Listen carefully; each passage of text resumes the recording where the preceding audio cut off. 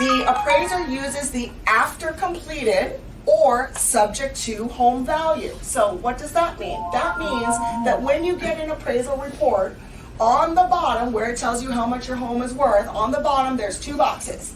One says as is, that's how most appraisals are written, okay?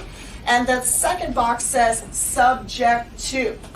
And that's what a renovation loan does. It takes into consideration the subject to renovations that you are going to be doing to the home.